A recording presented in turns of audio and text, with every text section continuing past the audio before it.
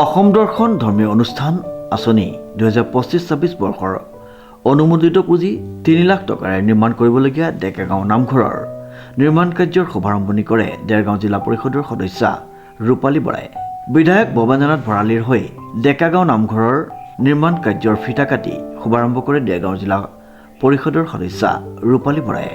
সদস্যা ৰূপালী বৰাই আৰু উপস্থিত ৰাইজক উদ্দেশ্যি তেওঁ চমু বক্তব্য দাঙি ধৰে।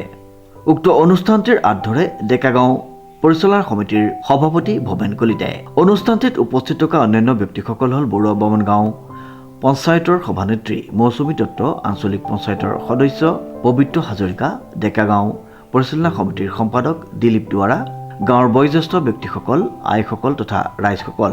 উক্ত অনুষ্ঠানতে জিলা পৰিষদৰ সদস্যগৰাকীয়ে ডেকাগাঁও নামঘৰৰ সম্পূৰ্ণ টিনপাতৰ ব্যৱস্থা কৰাৰ কথা ব্যক্ত কৰে আৰু বৰুৱা বামন গাঁও পঞ্চায়তৰ আঞ্চলিক সদস্য পবিত্ৰ হাজৰিকাই নামঘৰৰ সীমাবেৰা পকীকৰণৰ কাৰণে তেওঁৰ প্ৰথম কিস্তিৰ পুঁজি 4,27,000 টকা ইতিমধ্যে আগবঢ়োৱাৰ কথা প্ৰকাশ কৰে। ডেকাগাঁৱৰ ৰাইজে নামঘৰৰ কাৰণে কেইবাটাও পুঁজি যোগান ধৰাৰ কাৰণে জিলা পৰিষদ, আঞ্চলিক পঞ্চায়ত আৰু গাঁও পঞ্চায়তক অশেষ ধন্যবাদ আৰু কৃতজ্ঞতা জ্ঞাপন কৰে। ইতিমধ্যে আমাৰ অসম চৰকাৰৰ তৰফৰ পৰা অসম দৰ্শন আঁচনিত ডেকাগাঁও নামঘৰ নিৰ্মাণৰ বাবে 3 লাখ টকা অনুমোদন জনাইছে। তাৰে প্ৰথম কিস্তি আমাৰ 1.5 লাখ টকা ইতিমধ্যে চেক আমাৰ হাতত অৰ্পণ কৰিছে।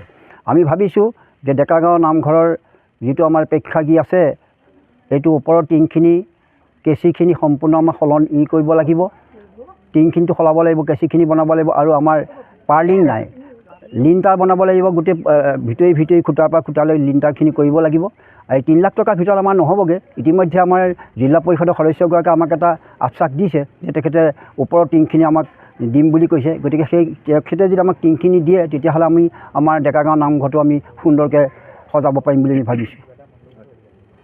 ইতিমধ্যে আমাৰ কাকডোঙাৰ আঞ্চলিক পঞ্চায়তৰ তৰফৰ পৰা সদস্যগৰাকীয়ে তেখেতৰ প্ৰথম আঁচনিৰ পৰা আমাক 4 লাখ টকা বাউণ্ডেৰী ৱালৰ কাৰণে আমাক দিয়াৰ প্ৰতিশ্ৰুতি দিছে।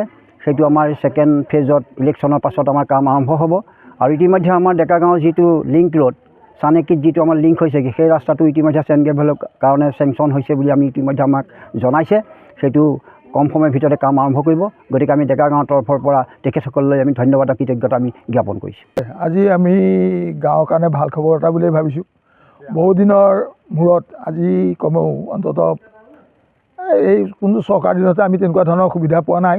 এতিয়া বৰ্তমান যি চৰকাৰ আছে সেই চৰকাৰৰ বা এই 4টা আঁচনি একেলগে হোৱাৰ কাৰণে আমি হিমন্ত বিশ্ব শৰ্মা চৰকাৰক আমাৰ ফালৰ পৰা আমি ধন্যবাদ কৃতজ্ঞতা জ্ঞাপন কৰিছোঁ। তেওঁৰ যাতে উন্নতি হওক, আমিও যাতে তেওঁ সহায়ৰ সকলো দিশৰ পৰা সহায়ৰ হাত আগবঢ়াব পাৰোঁ, এয়ে আমি ভগৱন্তৰ ওচৰত প্ৰাৰ্থনা কৰিছোঁ। অতি আনন্দিত আৰু গৌৰৱান্বিত। আৰু যি পৰিচালনা সমিতি কাৰ্যকৰ্তাই আৰু ৰাইজৰ মাজত মুৰব্বীসকলৰ অপ্ৰাণ চেষ্টাৰ ফলত যিয়ে 4টা শুভ সংবাদ পালোঁ, সেই শুভ সংবাদৰ প্ৰতি অসম চৰকাৰখনক কৃতজ্ঞতা আৰু ধন্যবাদ জ্ঞাপন কৰিছোঁ। আৰু ভৱিষ্যতেও এই চৰকাৰখনৰ উত্তৰ উন্নতি কামনা কৰা হ'ল আমাৰ ৰাইজৰ তৰফৰ পৰা। আজি অকল মই ব্যক্তিগত হিচাপে আনন্দিত বা গৌৰৱান্বিতই নহয়, গোটেই ডেকাগাঁওবাসী বাল্য বৃদ্ধ যুৱক বনিতা সকলোৱে আনন্দিত আৰু গৌৰৱ অনুভৱ কৰিছে। আৰু বিশেষ কি জনাম, ভৱিষ্যতেও তেনেকুৱা শুভকামনাই আশা কৰি মোৰ বক্তব্য মই সামৰণি মাৰিছোঁ। ডেৰগাঁৱৰ পৰা নৱজ্যোতি ভৰালীৰ ৰিপৰ্ট, নিউজ নাও।